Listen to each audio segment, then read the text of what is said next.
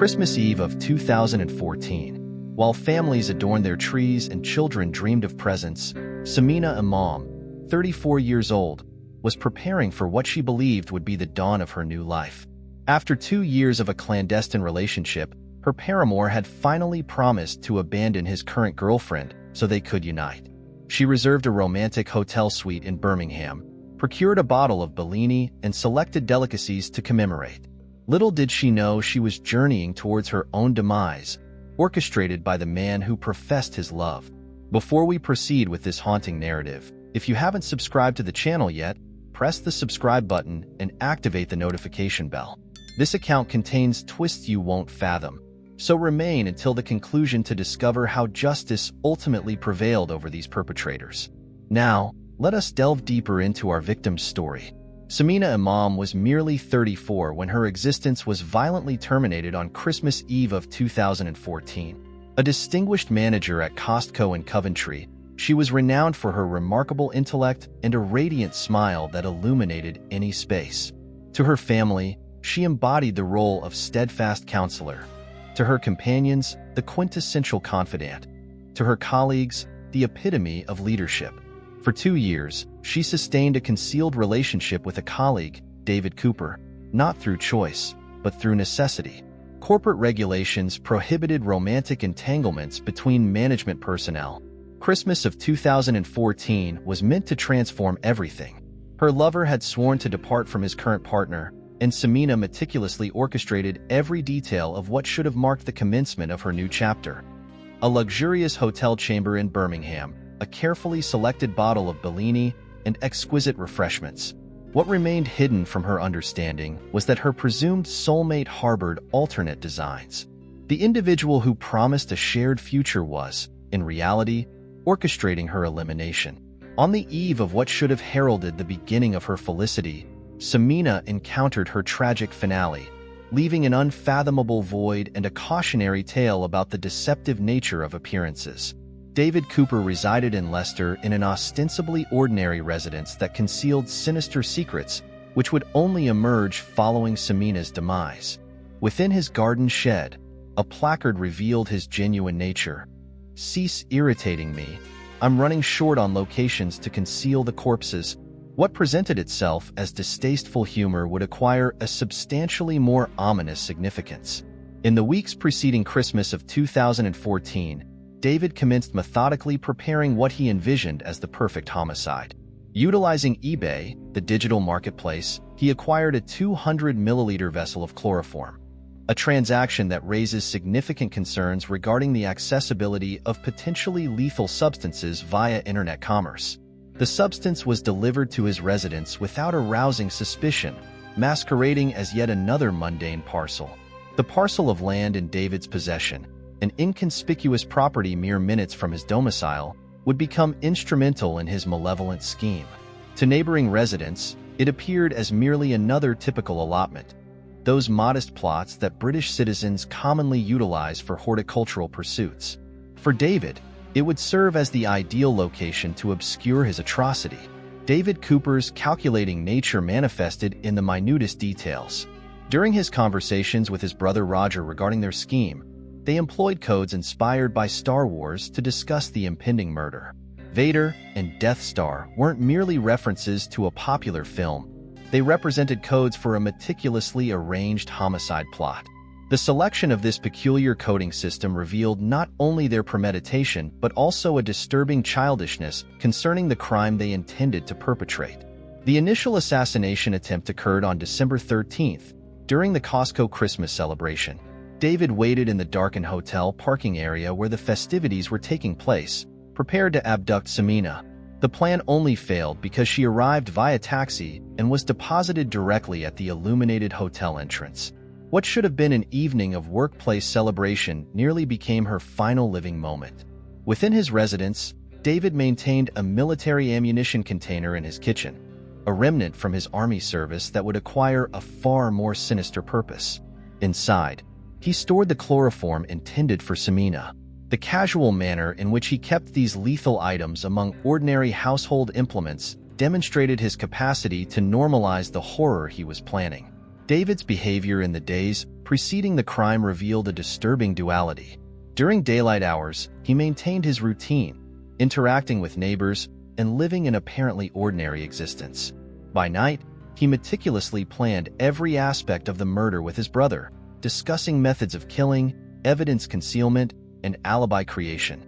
The most terrifying aspect of David Cooper was his ability to maintain a facade of normalcy while orchestrating a murder. His neighbors described him as reserved yet cordial. This capacity to compartmentalize his existence, to be an amiable neighbor during daylight hours and a potential murderer by night, demonstrated a level of coldness that few could maintain.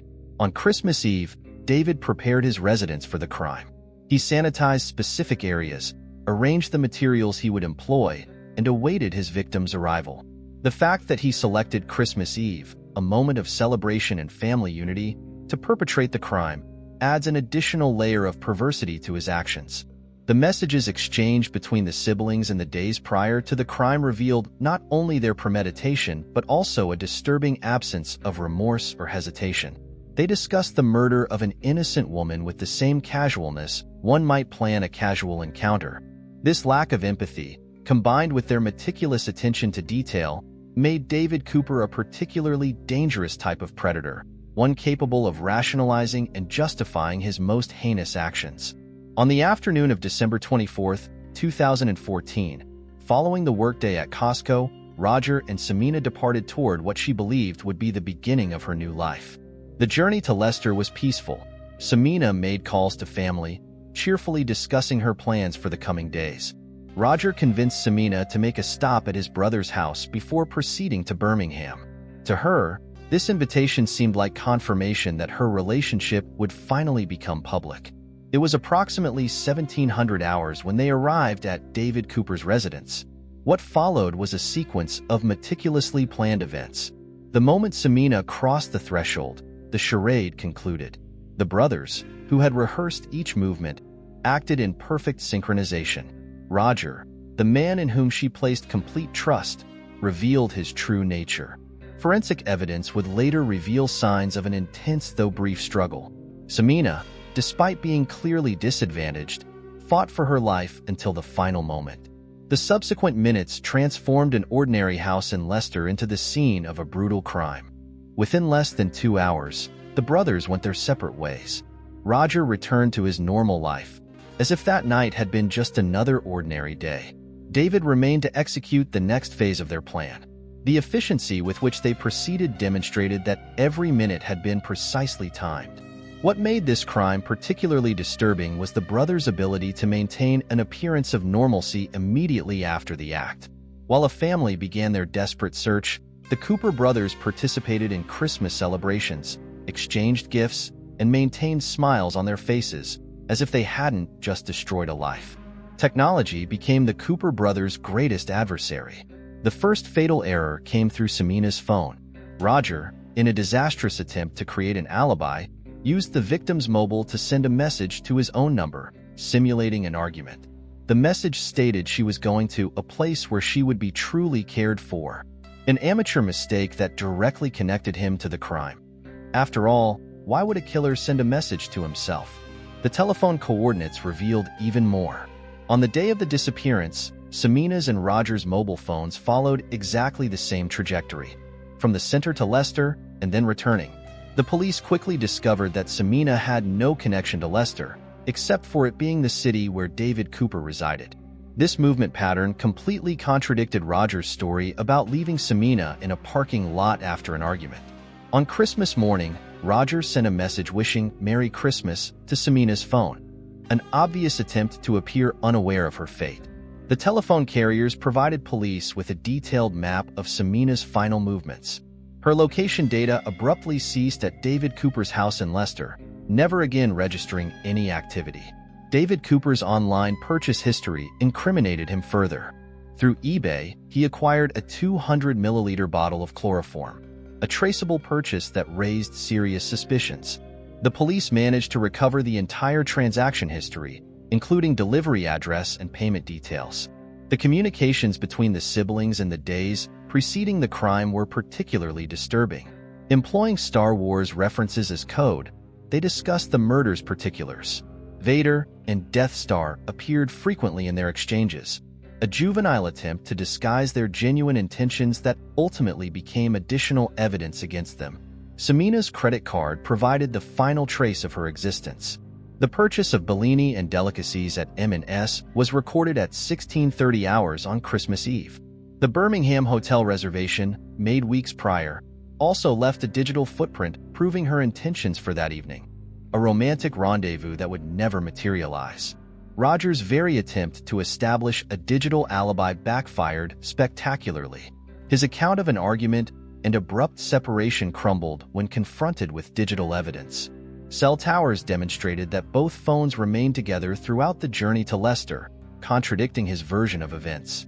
The United Kingdom's surveillance system, known as CCTV, captured crucial moments. Roger's vehicle was recorded following the identical route indicated by Samina's phone. The cameras also documented David Cooper driving Samina's car to Luton, where he abandoned it on a residential street, further evidence connecting the brothers to the crime. When Samina's vehicle was discovered, it had been meticulously sanitized, devoid of fingerprints. However, the vehicle's GPS still contained the history of its final journey, mapping the exact route to David Cooper's residence. The attempt to erase physical traces failed to eliminate digital evidence.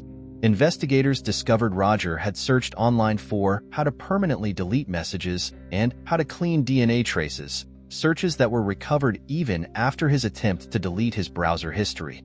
Each attempt to conceal his digital actions merely generated additional evidence of his culpability. Ironically, the brothers' very attempt to utilize technology to conceal the crime provided the most compelling evidence of their guilt. Each text message, online purchase, and location record became a piece of the puzzle leading to their conviction. In a digital era, they discovered the hard way that some traces are impossible to eradicate. The search of David Cooper's residence revealed a disturbing scenario extending far beyond the ordinary. The first discovery that captured investigators' attention was seemingly innocent. In the refrigerator, Samina's purchased delicacies and Bellini bottle remained untouched. It was as if time had frozen at that moment. The final vestiges of hope from a woman planning to celebrate love, now transformed into evidence of her murder. Forensic analyses brought alarming details about the cause of death to light. Abnormal levels of metallic elements were detected in Samina's blood. Tin, mercury, and arsenic comprised a lethal mixture. Forensic specialists were particularly intrigued by this unusual combination, suggesting a meticulously planned and executed method of murder. In David's garage, investigators discovered a veritable chemical arsenal. Carefully organized vials, some with removed labels, others still sealed. Among them, traces of the chloroform acquired through eBay, the weapon that initiated the fatal attack. The methodical arrangement of items reflected the crime's calculating nature. Samina's car, discovered abandoned in Luton, told its own silent story. The vehicle was clinically clean, not a single fingerprint found on the steering wheel, handles, or gearshift. However, one revealing detail escaped the killer's notice. The driver's seat was adjusted for someone significantly taller than Samina, silent proof that another individual had driven the car on its final journey. In David's allotment, the darkest discovery, Samina's body had been meticulously wrapped in plastic film before being placed in a military sleeping bag. The choice of materials wasn't random. The plastic film and sleeping bag were specifically selected to delay decomposition and complicate identification. Investigators also discovered a set of recently bleached kitchen towels, an obvious attempt to eliminate chloroform traces used in the crime. Laboratory analyses, however, still detected traces of the substance in the fabric fibers, despite intensive cleaning attempts. In David's kitchen, a military ammunition box caught forensic experts' attention. Inside, besides old cartridges, chemical residues were found matching the elements detected in Samina's blood. The box, apparently a relic from his army days, had become a lethal chemical arsenal.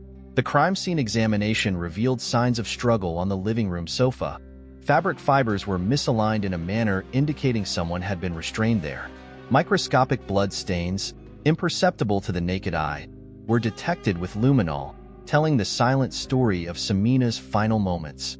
The clothing Sameena wore on the day of her disappearance was found carefully folded and hidden in David's attic. Each piece had been washed with industrial detergent, attempting to eliminate evidence. Nevertheless, microscopic traces of blood and chemicals remained in the fibers. A notebook found in David's desk contained encoded notes, numbers, and symbols that, when deciphered by the forensic team, proved to be precise chemical dosage calculations. The meticulousness of the notes demonstrated that the crime had been planned with scientific precision. The autopsy revealed that Sameena had been forcibly administered a chemical substance before death. Pathologists found chemical burns in her esophagus, indicating she had been forced to swallow something corrosive. This macabre detail directly contradicted the brothers' version that the death had been accidental. The forensic reconstruction showed the murder was executed with military precision. Every aspect, from the location choice to body disposal, followed a systematic pattern reflecting David's military training. The very manner in which the body was wrapped followed techniques learned in the Army for preserving sensitive equipment. The physical evidence painted a disturbing picture of premeditation and coldness. Each object found, test conducted, and analysis concluded pointed in the same direction. A meticulously planned and brutally executed murder. Sameena's disappearance began to intrigue investigators when she failed to attend the traditional family Boxing Day gathering.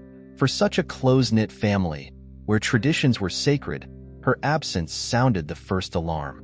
Relatives knew something was profoundly wrong. Sameena would never miss this gathering without notice. Years of punctual reunions made her absence deafening. The Malmaison Hotel in Birmingham remained with an empty room, reserved and paid for by Sameena. At reception, staff reported that no one appeared to check in that Christmas night. The reservation had been made weeks in advance, with special requests for rose petals on the bed and chilled champagne. Romantic details that never materialized. The investigation gained momentum when detectives began noticing disturbing patterns. They discovered that Roger Cooper had not one, but two parallel relationships besides Sameena. One was with a subordinate at Costco, creating a complex web of lies and manipulation. The power dynamic in this particular relationship caught investigators' attention. He was this employee's direct superior. Security cameras at the hotel where the Costco Christmas party took place on December 13th revealed something sinister. David Cooper was captured in the dark parking lot, stationary for hours, in a strategic position with a clear view of the entrance. This discovery directly linked to the first failed murder attempt. The Cooper brothers' behavior in the days following the disappearance raised suspicions. Roger maintained his normal work routine, even participating in meetings where Sameena's disappearance was discussed. Colleagues noticed his disturbing calmness when the subject arose. David, meanwhile, was seen making several trips to his allotment, unusual for that time of year. Analysis of Sameena's credit card revealed her final meal, a light lunch at the Costco cafe, hours before her disappearance. The order included her favorite dessert, something she always shared with colleagues. That day, she excitedly discussed her Christmas plans, unaware they would be her final words at the location. David Cooper's neighbors unwittingly provided crucial information. They reported observing illuminated lights at unusual hours at his allotment in the days following Christmas, precisely when Sameena's family commenced their desperate search. One neighbor even photographed what they perceived as suspicious activity, though at the time failed to connect it with the crime. Investigation into David's professional history revealed his experience working with chemical substances during military service. This specific knowledge explained the complex combination of substances discovered in Sameena's body. It wasn't merely murder. It was the lethal application of military expertise. The final record of Sameena alive came from a traffic camera, her reflection in Roger's car's rearview mirror, smiling, unaware she was being led into a deadly trap. The image, though blurred, captured her final moment of happiness, believing she was en route to her, happily ever after. Searches on Roger's personal computer revealed disturbing queries in the days preceding the crime. How long before a body is discovered, best method to clean forensic evidence, and how to remove GPS records. Each search added another piece to the macabre puzzle taking shape. The ultimatum Sameena had given Roger, choose between her and his current girlfriend by Christmas, proved to be the fatal catalyst. Rather than face the consequences of his deceptions, he chose the darkest possible path. Eliminating Sameena was easier than confronting the truth of his own actions. An M&S employee remembered Sameena that afternoon. She appeared radiant while selecting special snacks and a bottle of Bellini. She was practically dancing down the aisle, the employee reported, talking about how that night would be perfect. This testimony became even more poignant when the same items were discovered, untouched, in David's refrigerator. Forensics discovered Sameena's mobile phone had been deactivated precisely at 17:15 hours. The exact time security cameras captured Roger's car arriving at David's house. This perfect timing demonstrated that each movement had been chronometered with military precision, another signature of David's involvement in the crime. Sameena's final text messages to her family revealed a woman full of hope and future plans. She had even begun planning a New Year's journey. The Cooper brothers' castle of lies began crumbling when police confronted them separately. Roger, in his initial interrogation, attempted to maintain the composure of a concerned colleague. He denied any romantic involvement with Sameena, claiming barely knowing her beyond professional interactions at Costco. This would be his first major mistake. Investigators already possessed substantial evidence of their 2-year relationship. When confronted with evidence of the affair, Roger drastically altered his narrative.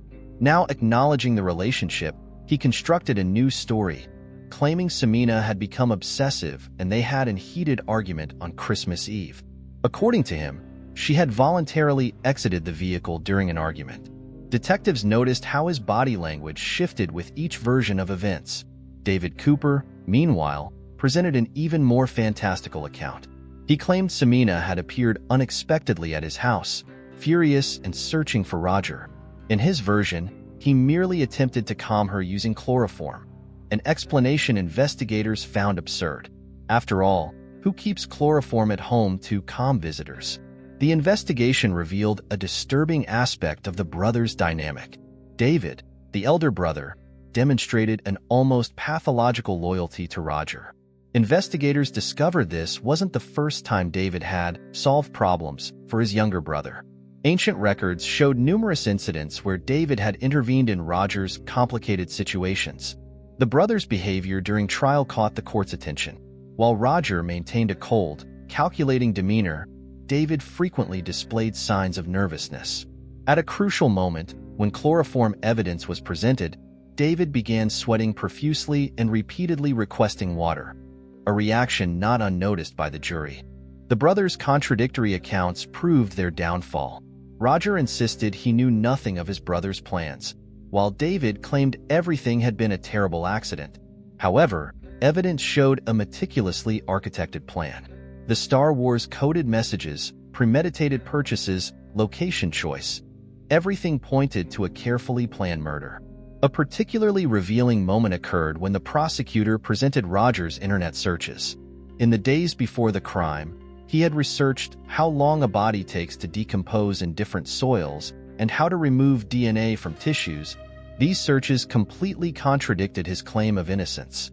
The testimony of Roger's official girlfriend brought to light the true catalyst of the crime. She had no knowledge of the extramarital affair and was shocked to discover her partner not only betrayed her but had orchestrated a murder to keep his double life secret. Her emotional testimony profoundly impacted the jury. During the trial, information emerged that Roger maintained not one, but 2 extramarital affairs besides Sameena. This revelation demonstrated a pattern of manipulative behavior and the extent of his deceptions. One relationship was with a direct subordinate, evidencing his abuse of power in the professional environment. The trial's most surreal moment came when David attempted to blame an imaginary friend named Ben for the body's disposal. According to him, this mysterious Ben had appeared on the night of the crime and offered to solve the problem. Police never found any evidence of this supposed accomplice's existence. The brothers' psychiatric evaluation revealed disturbing patterns. Roger demonstrated clear traits of narcissistic and manipulative personality, while David showed signs of emotional dependency on his brother. This toxic dynamic helped explain how they reached the point of planning and executing a murder.